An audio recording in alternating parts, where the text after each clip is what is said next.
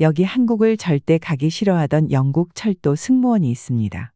200년이 넘는 철도 역사를 자랑하는 영국에서 온 그녀는 한국이 후진국이라며 절대로 가지 않겠다고 버텼다고 하는데요. 우리가 세상의 기차를 가르쳐 준 나라예요. 한국 같은 나라에서 무얼 배울 수 있겠어요? 하지만 회사의 지시로 마지못해 한국행 비행기에 올랐고 서울역에 도착한 그녀는 그 자리에서 얼어붙고 말았습니다. SF 영화에서나 볼 법한 자동화된 시스템, 얼굴만으로 통과되는 개찰구, 실시간으로 공기질까지 관리하는 스마트한 시설들. 그리고 영국에서는 상상도 할 수 없었던 놀라운 광경이 그녀를 기다리고 있었기 때문인데요.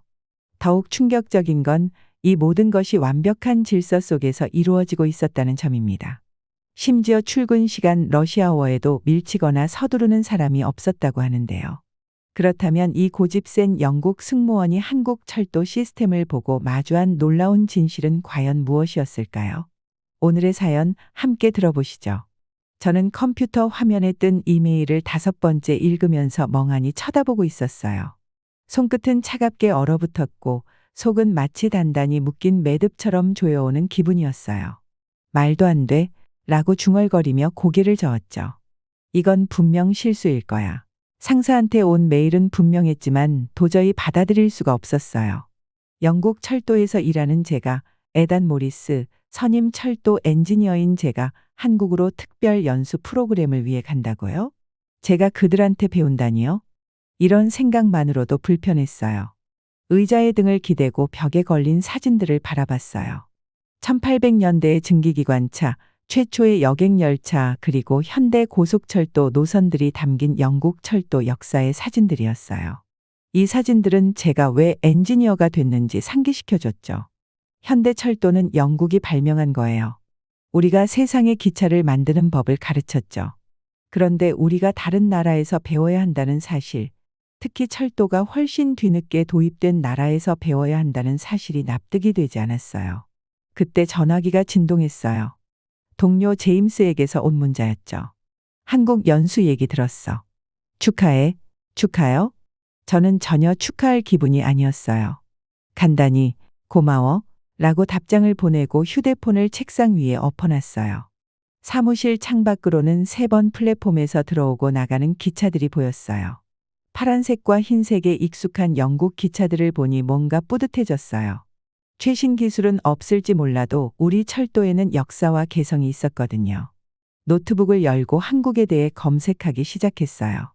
제가 아는 한국에 대한 정보는 뉴스에서 잠깐 본 것들이나 런던의 몇몇 한국 음식점이 전부였어요. 그 나라의 철도 시스템에 대해서는 생각해 본 적도 없었죠. 인터넷에서 찾아본 사진들은 놀라웠어요. 마치 우주선 같은 초연대식 역들. 하지만 사진은 속일 수도 있다고 생각했어요. 사진으로는 뭐든 멋지게 보이게 할 수 있으니까요. 그날 오후에 상사인 사라가 제 책상에 들렀어요. 에단, 이번 배정에 대해서는 어떻게 생각해? 라며 의자에 앉더라고요.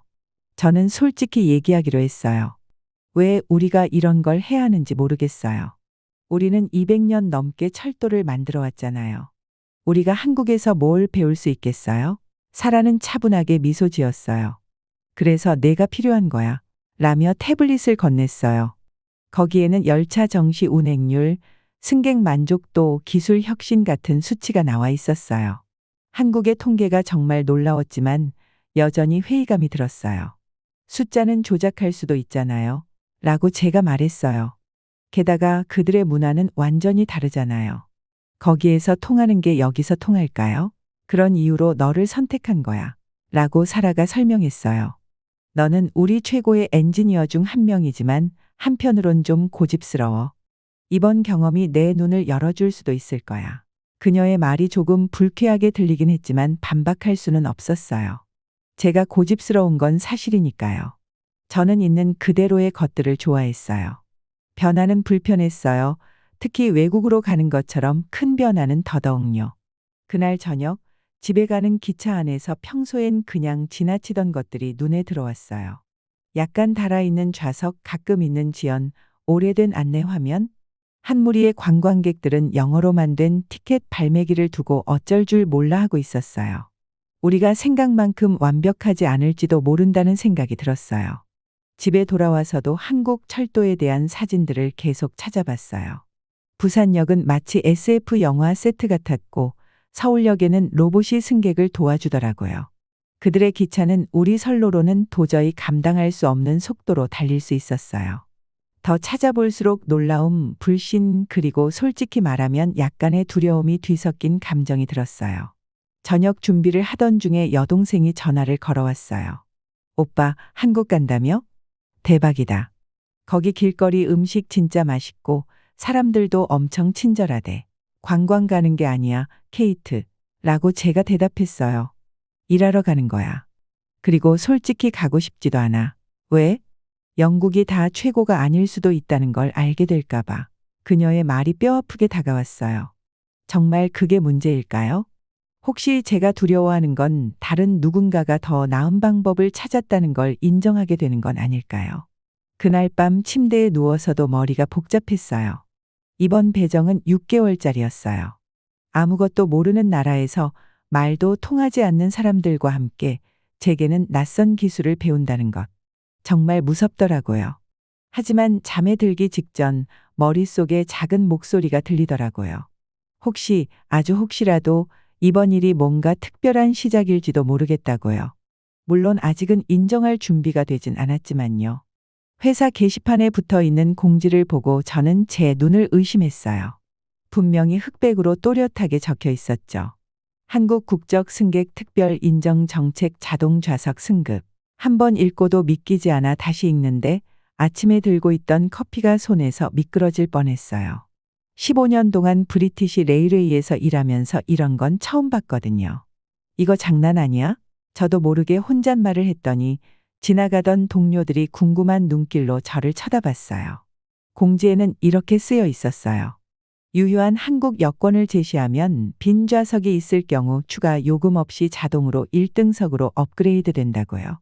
질문도 없고 조건도 따로 없었죠. 저는 곧바로 제임스 모턴의 사무실로 걸어갔어요. 제임스는 저희 선임 운영관리자였고 회사에서 30년 넘게 일하신 분이거든요. 이 기이한 정책에 대해 설명할 수 있는 사람이 있다면 제임스밖에 없다고 생각했어요. 들어오세요, 이선. 제가 노크하자 제임스가 말했어요. 책상에 앉아서 서류를 검토하고 있었는데 코끝에 독서용 안경을 걸치고 있었죠. 혹시 한국 승객 정책 때문에 왔어요? 어떻게 하셨어요? 제가 의자에 앉으며 물었어요. 제임스가 안경을 벗으며 의자에 기대더니 웃으며 말했어요. 오늘 아침에만 이걸 물으러 온 사람이 5명은 됐거든요. 그는 따뜻한 미소를 지으며 말을 이어갔어요. 근데 이건 배경 이야기를 들어봐야 이해할 수 있을 거예요. 이 정책은 3년 전 맨체스터에서 대홍수가 났을 때 생겨난 일이거든요. 저는 그 홍수를 잘 기억하고 있었어요. 몇십 년 만에 최악의 홍수였다고 뉴스에서 떠들썩했었죠. 맨체스터 빅토리아 역은 일부가 물에 잠기기도 했었어요. 그날은 정말 혼란 그 자체였어요. 제임스가 말을 이으며 얼굴이 진지해졌어요.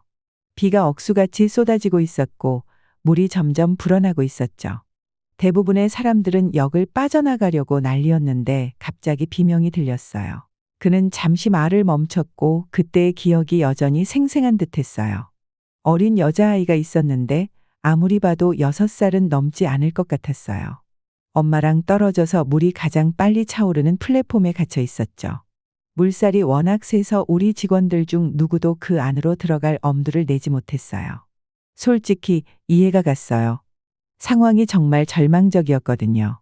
제임스는 자리에서 일어나 창문 쪽으로 걸어가더니 아래로 보이는 철도 트랙을 바라봤어요. 그때 정말 놀라운 일이 벌어졌죠. 역에 막 도착한 한국인 관광객들이 그 광경을 본 거예요. 그러더니 망설임 없이 인간 사슬을 만들기 시작했어요. 첫 번째 사람이 기둥에 몸을 고정시키고 한 명씩 팔짱을 끼며 줄을 만들어서 거센 물살을 뚫고 다리를 만든 거죠. 저는 의자에 몸을 숙이며 그의 이야기에 푹 빠졌어요. 물이 얼음장처럼 차가웠고 물살은 사람을 넘어뜨릴 정도로 셌어요. 근데 이 사람들은 그런 거 전혀 신경 쓰지 않았어요. 마치 이런 상황을 수백 번 연습이라도 한 듯이 완벽하게 움직였죠. 마지막 사람이 아이에게 다다르더니 아이를 줄을 따라 안전하게 전달했어요. 구조대원들이었나요? 제가 물었어요. 아니면 군인이었어요? 제임스는 고개를 저었어요. 그게 놀라운 거예요. 그냥 평범한 사람들이었어요. 휴가 중인 가족, 출장 중인 몇몇 비즈니스맨, 그리고 학생 한 명. 자기 안전을 조금도 신경 쓰지 않고 행동한 보통 사람들이었죠. 그는 책상으로 돌아와 서랍에서 오래된 신문 기사를 꺼냈어요. 바랜 종이에는 젖은 옷을 입은 사람들 몇 명이 긴급 구조대의 감사를 받는 사진이 실려 있었어요. 옷은 다 젖어 있었지만 그들의 얼굴에는 안도와 기쁨이 서려 있었죠. 구조가 끝난 후에 그 사람들은 어떤 인정도 원하지 않았어요. 그냥 마른 옷으로 갈아입고는 아무 일 없었다는 듯 자기 여정을 계속했죠. 하지만 당시 우리 CEO는 그들의 이타적인 행동에 너무 감동해서 이 정책을 만들기로 했어요. 그분 말씀이 특정 개인만을 보상하는 게 아니라 그들이 보여준 공동체 정신과 희생 정신을 기념하고 싶었다고 하셨죠. 저는 신문 기사를 더 자세히 들여다봤어요. 사진 속의 한국인 관광객들은 정말 평범해 보였어요. 중년 부부, 정장을 입은 젊은 남성, 대학생 정도로 보이는 여성 둘, 그리고 연세가 있으신 어르신 한 분. 그들은 그냥 어디에서나 볼 수 있는 여행자들 같았지만 다른 사람의 아이를 위해 목숨을 걸었어요. 그때 이후로 제임스가 말을 이었어요. 우리는 흥미로운 걸 발견했어요. 한국 승객들은 종종 다른 사람들을 돕기 위해 나서더라고요. 나이 드신 승객의 짐을 들어드린다거나 도움이 더 필요한 사람에게 자리를 양보한다거나 하는 일들이요. 마치 우리 기차 안에서 그들만의 비공식적인 행동 기준이 만들어진 것 같아요. 저는 아무 말도 못하고 가만히 앉아 그 이야기를 곱씹었어요. 처음에는 그 정책에 대해 회의적이었는데 점점 존경심이 생기기 시작했어요. 한국 문화에 대해 제가 몰랐던 것이 많다는 생각도 들었죠. 이제 알겠죠? 제임스가 신문 기사를 다시 가져가며 말했어요. 때로는 가장 특이한 정책 뒤에 가장 놀라운 이야기가 숨어 있는 법이에요. 그리고 이선 어떤 문화를 배우는 가장 좋은 방법은 우리의 고정관념을 넘어서 보는 거예요. 그날 제임스의 사무실을 나서면서 저는 많은 생각이 들었어요. 제가 처음에는 터무니없다고 생각했던 그 정책이 알고 보니 그들이 보여줬던 용기와 이타심에 비하면 작은 제스처처럼 느껴졌어요. 하지만 여전히 궁금했죠. 이런 행동이 정말 한국 승객들에게 일반적인 건지 아니면 그저 특별한 경우였던 건지요. 제가 그 답을 찾아가는 여정이 이제 막 시작된 줄은 전혀 몰랐어요. 저는 한국인 관광객들이 아이를 구했다는 이야기가 계속 머릿속을 떠나지 않았어요. 왠지 너무 좋은 이야기라 거짓말 같았거든요. 마치 사람들이 인터넷에서 공유하는 감동적인 이야기들이 알고 보면 가짜인 경우처럼요. 그래서 그런지 기차에서 아시아인처럼 보이는 사람이 보일 때마다 괜히 그들을 유심히 관찰했어요. 제 의심을 확인할 만한 증거를 찾으려는 마음이었죠. 어느 아침에는 몇몇 승객들이 좌석에 음식 포장지를 그대로 남기고 큰 소리로 전화를 하는 모습을 봤어요. 그 승객들은 특별 업그레이드 티켓을 갖고 있었고 한국인 여행객이라는 표시가 있었어요. 그래서 속으로 거봐 별거 아니잖아 라고 생각했죠. 심지어 그 사람들이 회사의 배려를 악용하고 있다고 상사에게 보여주려고 제 휴대폰으로 사진까지 찍었어요. 일주일쯤 지나서는 누군가 직원 휴게실에 들어가 직원들만 먹을 수 있게 표시된 간식을 가져가는 걸 봤어요. 한 직원이 그 사람을 막았는데 그 사람은 한국 여권을 흔들며 특별 대우를 요구하더라고요. 그 모습을 보고 화가 치밀었어요. 역시 한국인들의 예의 바름 같은 건 그냥 신화일 뿐이야. 이런 생각까지 들었죠. 하지만 상황이 완전히 바뀐 건 우리 회사가 여권 검사를 더 철저히 하기 시작했을 때였어요. 가짜 한국 여권을 사용해 무료 업그레이드를 받는 사람들이 있다는 보고를 받았거든요. 그래서 보안팀이 자외선 불빛이나 돋보기를 사용해 여권을 면밀히 확인하기 시작했어요. 그 결과는 정말 충격적이었어요. 그동안 무례하게 행동했던 이른바 한국인 승객들 대부분은 한국인이 아니었던 거예요. 그 사람들은 온라인에서 구매한 가짜 여권을 사용하고 있었어요. 이 위조 여권들은 일반 직원들을 속이기엔 충분히 정교했지만 엄격한 검사를 이겨낼 순 없었죠. 제가 그동안 사진 찍으면서 지켜봤던 사람들요? 단 한 명도 진짜 한국 여권을 가지고 있지 않았어요. 가짜 여권 소지자들을 잡아내기 시작하고 나니 이상한 점이 보이기 시작했어요. 진짜 한국인 승객들은 제가 상상했던 모습과 완전히 달랐어요. 그들은 조용하고 배려 깊었으며 항상 자기가 앉았던 자리를 깨끗이 정리하고 가더라고요.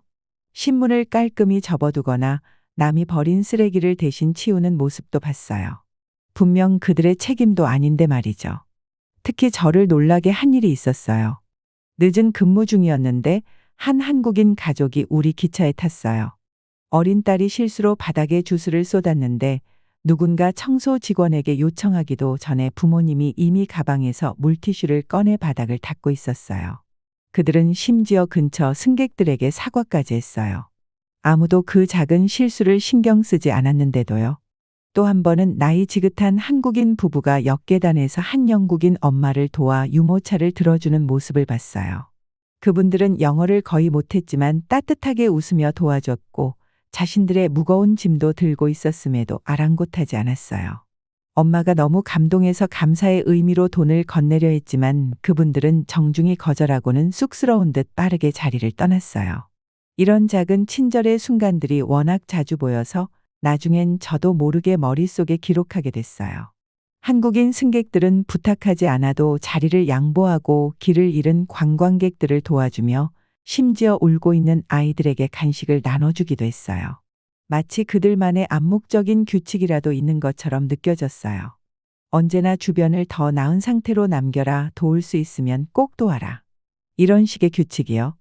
그러다 문득 제 자신을 돌아보게 됐어요. 몇 주 전에 제가 얼마나 빨리 판단하고 비난했는지 떠올리니 부끄러웠어요. 이 사람들은 누군가가 지켜보고 있어서 예의 바르게 행동한 게 아니었어요. 그들은 정말 진심으로 타인을 배려하고 있었어요. 그런 모습을 보며 제 태도와 행동을 스스로 반성하게 됐어요. 왜 나는 그렇게 흠을 찾으려고만 했을까? 그게 내 본질을 말해주는 건 아닐까? 이런 생각들이 떠오르더라고요. 제 동료 제임스도 제 태도 변화를 눈치챘어요. 어느 날 그가 웃으며 말했죠. 요즘은 승객 사진 안 찍더라. 제가 얼굴이 화끈거리며 대답했어요. 굳이 그럴 필요 없더라고. 내가 틀렸어. 솔직히 말하자면 우리도 그들처럼 배울 게 많다고 생각해. 이 경험은 저에게 성급한 판단의 위험성을 큰 교훈으로 남겼어요. 저는 가짜 여권을 든 몇몇 사람들 때문에 한 민족 전체를 나쁘게 봤어요. 마치 축구 광팬들 때문에 영국인 전체를 판단하는 것처럼요. 너무 불공평하고 근시안적이었죠. 하지만 그보다도 저는 한국 문화에 대해 좀 더 깊은 이해를 하게 됐어요. 그들의 배려는 단순히 규칙을 따르고 예의를 지키는 것 이상의 의미가 있었어요. 그건 주변 사람들의 안녕을 위한 개인적인 책임감 같은 거였어요.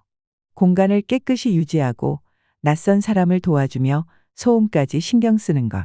그들은 항상 자신의 행동이 주변에 어떤 영향을 미칠지 자연스럽게 생각하는 듯했어요. 한국으로 떠날 날이 다가올수록 제 태도는 완전히 바뀌었어요. 처음에는 걱정스럽기만 했던 여행이 이제는 기대가 되기 시작했어요. 이처럼 공동체와 배려를 중요시하는 문화를 더 알아가는 게 정말 흥미로울 것 같았거든요. 아마도 업그레이드가 필요한 건 제 자리나 티켓이 아니라 제 생각과 태도였던 것 같아요. 저는 한국 승객들에 대해 얼마나 잘못 생각하고 있었는지 계속 떠올리게 됐어요. 회사에서 여권 검사를 더 철저히 하기 시작한 후 기차에서 사람들이 행동하는 방식이 완전히 달라진 걸 느꼈거든요. 한국인인 척했던 문제를 일으키던 사람들은 사라졌고 진짜 한국 여행객들이 어떤지 직접 보게 됐어요.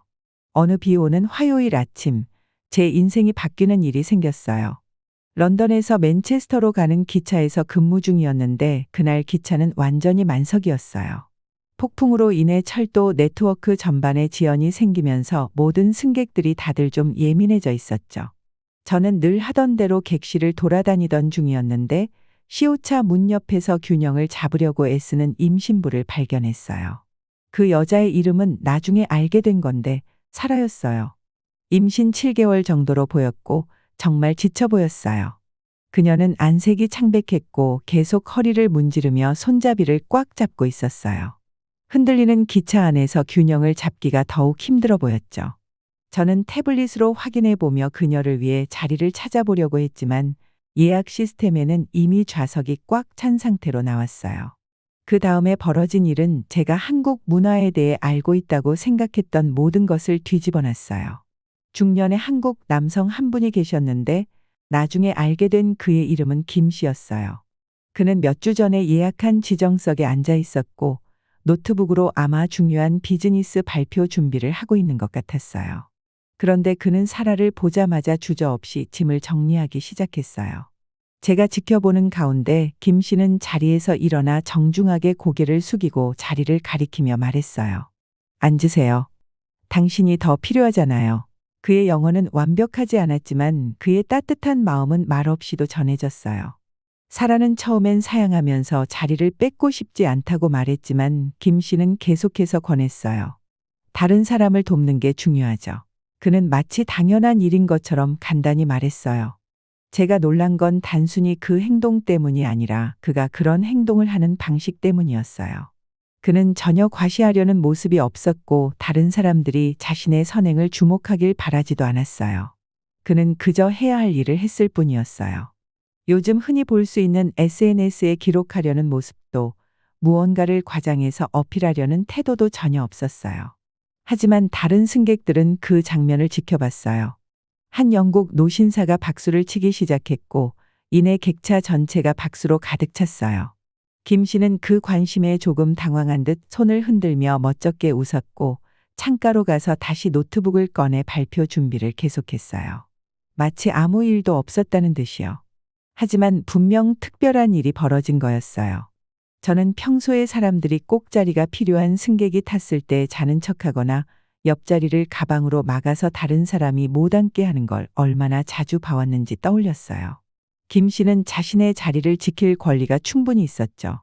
그는 그 자리를 예약했고 업무 중이었고 미리 계획까지 세웠으니까요. 그런데 그는 망설임 없이 자리를 양보했어요. 그 이후로 기차를 타는 내내 저는 김 씨를 지켜봤어요. 그는 거의 2시간을 서 있었지만 한 번도 불평하지 않았어요. 대신 어린 학생이 머리 위 짐칸에 올려둔 무거운 가방을 꺼내는 걸 도와줬고 노신사가 식사 카트 메뉴를 읽기 어려워하자 작은 글씨를 읽어드렸어요. 맨체스터에 도착했을 때는 비가 계속 쏟아지고 있었는데 또 다른 승객과 우산을 나눠 쓰기까지 했어요. 도착 후 저는 궁금함을 참을 수 없어서 짐을 정리하고 있는 김 씨에게 다가가 왜 자리를 양보했는지 물어봤어요. 그의 대답은 간단했지만 깊은 울림이 있었어요. 한국에서는 서로를 배려하는 것이 강한 사회를 만드는 것이라고 믿어요. 그게 규칙이나 정책 때문이 아니라 마음에서 우러나오는 거죠. 그는 한국에서는 대중교통에서 젊은 사람들이 노인이나 임산부에게 자리를 양보하는 게 일반적이라고 설명했어요. 또 한국 사회는 항상 타인의 필요를 자기 필요보다 먼저 생각하는 걸 중요하게 여긴다고 했어요. 때로는 작은 행동 하나가 누군가의 하루를 크게 바꿀 수 있죠. 그 대화는 제게 큰 변화를 가져왔어요. 저는 그동안 한국인 승객들이 기차에서 특별 대우를 받는다는 걸 회의적으로 바라봤는데 이제는 그게 어떤 의미인지 이해하게 됐어요. 특정한 한 그룹에 특권을 주는 게 아니라 타인을 배려하는 문화를 인정하고 감사해야 한다는 걸요. 맨체스터 역에서 김 씨가 군중 속으로 사라지는 모습을 보며 제 이전 태도에 대해 부끄러움을 느꼈어요. 저는 그동안 영국 철도가 세계 최초로 기차를 발명한 것에 자부심을 느껴왔지만 정작 더 중요한 걸 보지 못했던 거예요. 기차를 이용하면서 서로를 어떻게 대하느냐가 훨씬 더 중요하다는 걸요. 그 다음 날 상사가 제가 한국에서 진행되는 연수 프로그램에 선발됐다고 말해줬어요. 그 가능성을 들었을 때는 별로 내키지 않았는데 이제는 설렘이 느껴졌어요. 제가 경험한 이 문화가 얼마나 많은 걸 가르쳐 줄 수 있을지 배우고 싶어졌거든요. 어쩌면 한국은 단순히 철도 기술 이상으로 우리에게 많은 걸 가르쳐 줄 수 있을지도 모르겠다는 생각이 들었어요. 비행기가 서늘한 가을 아침, 인천국제공항 활주로에 착륙했어요. 비행기 탓이 아닌데도 배 속이 뒤틀리는 것 같았어요. 몇 주 동안 질질 끌고 핑계를 대다가 드디어 한국에 오게 된 거였거든요. 스스로 계속 되뇌었죠. 이건 단지 영국의 철도 공학이 여전히 세계 최고라는 걸 증명하려는 것뿐이야. 근데 지금 돌이켜보면 제가 얼마나 틀렸는지 웃음이 나와요. 공항에서부터 뭔가 놀랄 일이 기다리고 있다는 느낌이 들었어요. 모든 게 제가 전에 본 적 없던 효율성으로 움직이더라고요. 입국 심사관이 완벽한 영어로 저를 맞이해줬고 몇 분 만에 세 관을 통과했어요. 영국에서라면 이 과정이 항상 오래 걸리고 직원들은 퉁명스럽고 안내도 혼란스럽기 일쑤였거든요. 그런데 여기서는 디지털 화면들이 여러 언어로 명확한 지시를 보여주고 친절한 직원들이 길 잃은 사람들을 돕기 위해 대기하고 있었어요. 공항철도를 타고 서울로 향했는데 이때 제 자존심에 첫 타격이 왔어요. 열차가 마치 SF 영화에 나올 법한 모습이더라고요. 좌석은 깨끗하고 각 좌석마다 충전 포트랑 실시간 여행 정보를 보여주는 작은 화면이 있었어요. 그리고 열차가 시속 300km에 도달했을 때도 제가 그걸 느낀 게 아니라 화면에 뜬 숫자를 보고 알았어요. 결함을 찾으려고 눈에 불을 켰지만 볼수록 더 감탄만 나왔어요. 서울역에 도착했을 때 제 턱이 거의 땅에 닿을 뻔했어요. 제가 런던의 가장 큰 역들 킹스 크로스나 워털루 같은 데서도 일해봤지만 여긴 차원이 달랐거든요. 여기 단순히 큰 게 아니라 진짜 똑똑했어요. 디지털 표지판이 사람들의 움직임에 반응하면서 다른 승객이 지나갈 때마다 언어가 바뀌는 거예요. 수천 명의 사람들이 오가는 공간인데도 공기가 상쾌했고 어디에도 쓰레기 하나 보이지 않았어요. 캐리어를 끌고 그곳에 서 있는데 완전히 길을 잃은 기분이 들더라고요. 그때 역직원 한 분이 다가왔어요. 깔끔한 유니폼에 디지털 번역기를 옷깃에 달고 계셨어요. 서울역에 오신 걸 환영합니다. 그녀가 말했는데 번역기를 통해 나오는 목소리가 또렷한 영어였어요. 길을 찾으시는데 도움이 필요하신가 봐요. 저는 회사 서류를 보여주면서 철도 공학 프로그램 때문에 한국에 왔다고 설명했어요. 그녀가 서류를 보더니 눈빛이 반짝였어요. 아, 영국에서 온 엔지니어 분이시군요. 기다리고 있었어요. 시스템 사용법을 알려드릴게요. 그녀는 저를 티켓 발권기 쪽으로 안내했는데 이건 제가 본 티켓 기계랑 완전히 달랐어요. 우리가 다가가자 화면이 켜지더니 친절한 목소리가 영어로 뭐가 필요한지 물었어요. 저는 너무 놀라서 깜짝 뛰었어요. 기계가 말을 걸 줄은 몰랐거든요. 그녀는 제 반응에 웃으며 말했어요. 그냥 자연스럽게 말씀하시면 돼요. AI가 이해할 거예요. 조금 어색한 기분으로 용산에 있는 엔지니어링 사무실로 가야 해요. 라고 말했어요. 기계는 티켓만 뽑아준 게 아니라 완전한 이동 계획까지 만들어줬어요. 역에서 사무실까지 걸어가는 경로는 물론이고 가는 길에 아침을 먹을 수 있는 곳들까지 추천해 주더라고요. 심지어 별점이랑 메뉴 번역도 포함되어 있었어요. 감탄을 숨기려고 했지만 저도 모르게 와 소리가 나왔어요. 그녀는 알겠다는 듯 미소 지으며 말했어요. 제일 좋은 건요. 이미 회사 아이디가 시스템에 등록돼 있다는 거예요. 게이트에서 얼굴만 스캔하면 바로 통과하실 수 있어요. 티켓이 따로 필요 없어요. 역을 따라 걷는 동안 제가 알고 있던 철도 시스템에 대해 모든 걸 다시 생각하게 만드는 장면들이 자꾸 눈에 들어왔어요. 플랫폼 문이 열차 문과 완벽히 맞아떨어져서 승하차가 정말 쉬웠어요. 열차와 플랫폼 사이 틈도 거의 없었고요. 영국에서는 아직도 이런 문제로 애를 먹고 있는데 말이에요. 바닥에 있는 특수 경로가 빛나면서 덜 붐비는 칸으로 사람들을 안내해주는 모습도 신기했어요. 근데 정말 감동적이었던 건 그 질서와 청결함이었어요. 영국의 바쁜 역들은 하루가 끝날 즈음엔 항상 혼란스럽고 지저분해지거든요. 그런데 여기서는 작은 로봇들이 조용히 돌아다니면서 바닥을 청소하고 있었어요. 사람들은 표시된 곳에 딱 맞춰 줄을 서 있었고 아침 출근 시간인데도 밀치거나 서두르는 모습이 전혀 없었어요. 모두가 목적지로 향하면서도 서로를 배려하는 듯했어요. 그녀는 저를 직원 구역으로 안내해줬고 영국의 우리 시설을 떠올리면서 얼굴이 뜨거워지는 걸 느꼈어요. 여기 휴게실은 마치 고급 카페 같았거든요. 편안한 좌석에 최첨단 커피 머신까지 있었고 교대 사이에 쉴 수 있도록 마련된 수면 캡슐까지 있더라고요. 런던에서 몇 년째 요청만 하고 있던 시설들이요. 오리엔테이션은 내일 아침 9시에 시작합니다. 그녀가 제 임시 출입 카드를 설정해주며 말했어요. 역 상층부에 호텔이 있어서 오늘 밤은 거기서 묵으실 거예요. 안내해 드릴까요? 저는 고개를 끄덕이며 본 것들을 아직 머릿속에서 정리하느라 애를 썼어요. 호텔 층으로 가는 엘리베이터 안에서 거울에 비친 제 모습을 잠깐 봤어요. 런던에서 비행기에 탈 때만 해도 제 얼굴엔 의심스럽고 약간은 오만한 표정이 있었는데 지금은 달라 보이더라고요. 뭔가 겸손해진 느낌 그리고 약간은 설렘까지 섞인 얼굴이었어요. 그날 밤 서울의 반짝이는 도시를 내려다보며 호텔 방 침대에 누워 있었어요. 하루 종일 본 장면들이 머릿속을 떠나질 않았어요. 그 정밀함, 기술력, 효율성 다 감탄스러웠죠. 근데 제일 인상 깊었던 건 제가 틀렸다는 사실이었어요. 처음엔 한국이 영국의 시스템을 따라 하려는 모습을 보게 될 거라고 생각했거든요. 근데 여기서 본 건 철도의 기본 개념을 예술 수준으로 끌어올린 모습이었어요. 휴대폰을 꺼내 런던에 있는 제 상사에게 문자를 쓰기 시작했어요. 맞으셨습니다.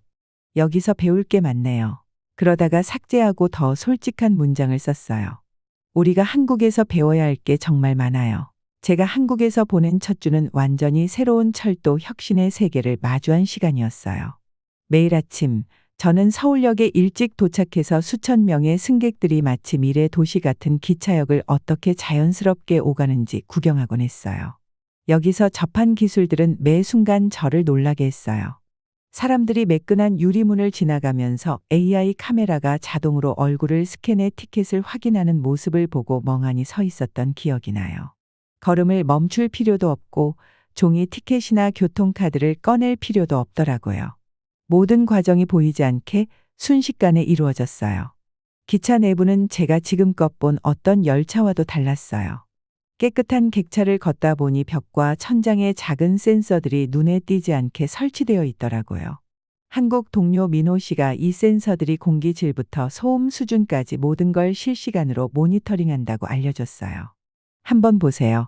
라며 그가 화면을 가리켰는데 거기에 우리가 탄 객차의 실시간 데이터가 다 표시되고 있었어요. 온도, 습도, 심지어 이산화탄소 수치까지도 자동으로 조정돼서 항상 쾌적한 환경을 유지하고 있었죠. 어느 날 아침, 영국이었다면 몇 시간은 지연될 일이 한국에서는 정말 놀랍도록 빠르게 해결되는 걸 봤어요. 관광객 몇 명이 실수로 커피를 쏟아서 옷과 바닥이 엉망이 됐는데요. 제가 그 상황을 이해하기도 전에 승무원이 어디선가 나타나서 기차에 보관 중이던 새 옷을 꺼내왔어요. 민호 씨는 여기에는 다양한 사이즈의 옷을 항상 준비해둬요. 그리고 응급 상황을 위해 세탁기도 비치돼 있어요. 라고 하더라고요. 저는 웃음이 터질 수밖에 없었어요. 영국에서는 화장실조차 제대로 작동하기 어려운 경우가 많거든요. 직원 공간도 정말 인상적이었어요. 직원들 각자 지문 인식으로 여는 개인 사물함이 있었고 휴게실은 고급 카페처럼 보였어요. 바닥은 온돌이라고 불리는 한국 전통 난방 시스템을 스마트하게 업그레이드한 방식으로 따뜻했는데요. 추운 아침에도 직원들이 쉬는 동안 발을 따뜻하게 할 수 있더라고요. 그에 비하면 맨체스터의 저희 휴게실은 망가진 주전자와 흔들거리는 의자가 전부였던 게 떠올라 조금 부끄러웠어요. 그런데 가장 감동적이었던 건 서울역이 단순한 교통시설을 넘어 지역사회의 중심 역할을 하고 있다는 점이었어요. 어느 날 저녁 근무를 마치고 보니 역의 한 구역이 예술 갤러리로 변해 있더라고요. 지역 예술가들의 작품이 전시되고 있었고 학생 오케스트라가 클래식 음악을 연주하고 있었어요. 효율적인 교통 시스템과 문화적 축제가 어우러진 모습이 정말 아름다웠어요. 특히 서울역이 사회적 문제를 다루는 방식이 제 마음을 울렸어요. 다른 곳들처럼 노숙자들을 쫓아내기보다는 이곳은 품위 있는 지원 체계를 구축했더라고요. 겨울철에는 지정된 공간에 난방 벤치를 설치하고 지역 부엌에서 하루 3끼 따뜻한 식사를 제공했어요. 민호 씨는 이게 배려하는 교통 Compassionate Transit 이라는 프로그램의 일환이라고 설명해 줬어요. 공공장소는 지역사회 모두를 위해 존재해야 한다는 철학에서 나온 거라고요. 역의 운영을 계속 지켜볼수록 작은 디테일에서도 의미 있는 혁신들을 많이 발견했어요. 각 플랫폼에는 단순히 열차 시간만 보여주는 게 아니라 인기 있는 여행지의 가상 투어를 제공하는 인터랙티브 스크린이 설치돼 있었어요. 아이들은 기차를 기다리며 철도 안전에 대한 교육 애니메이션을 통해 게임을 즐길 수도 있었고요. 긴급 상황 대처 방식도 정말 인상적이었어요. 어느 날 오후 한 노년 승객이 몸이 불편해 보였는데요. AI 카메라가 그의 이상 신호를 즉시 감지하고 아무도 비상 버튼을 누르기 전에 의료진이 도착했어요. 그 과정이 정말 침착하고 효율적이었고 전혀 혼란스럽지 않았어요. 마치 잘 짜인 시스템처럼 자연스러웠죠. 몇 주가 몇 달로 이어지면서 저는 단순히 기술적인 부분뿐 아니라 한국 철도 관리 철학에 대해서도 많은 걸 배웠어요. 여기서 모든 혁신은 어떻게 하면 이걸 더 나은 방식으로 만들 수 있을까? 라는 질문에서 시작된다는 걸 깨달았어요. 단순히 사람들을 A 지점에서 B 지점으로 이동시키는 게 아니라 사람들의 삶을 존중하고 더 나은 경험을 제공하는 데 초점이 맞춰져 있었어요. 그런 접근 방식이 승객들 행동에도 영향을 미친다는 걸 점점 더 느꼈어요. 사람들은 기차 안에서 자연스럽게 더 조용히 말하고 자리를 깨끗이 유지하며 서로 돕는 모습이 보였어요. 시스템의 세심함이 사람들에게도 배려심을 이끌어낸 것 같았어요. 심지어 출근 시간대처럼 사람들이 바쁘게 움직이는 시간에도 묘한 질서와 서로에 대한 존중이 느껴졌어요. 특히 기억에 남는 순간은 한 번 큰 비가 내렸을 때였어요. 역의 스마트 날씨 시스템이 몇 시간 전에 이미 폭우를 예측하고 있었더라고요. 비가 내리기 시작했을 때 모든 출구에는 무료 우산 대여소가 설치돼 있었어요. 승객들은 교통카드를 스캔해서 우산을 빌릴 수 있었고 네트워크 내 어느 역에서든 반납이 가능했어요. 민호 씨는 편리함은 기차에서 내릴 때 끝나서는 안 되죠. 라며 자랑스러워했어요. 교육 프로그램이 끝나갈 즈음 제가 떠나야 한다는 사실에 생각보다 많이 아쉬운 감정이 들었어요. 이건 단순한 철도 시스템이 아니었어요.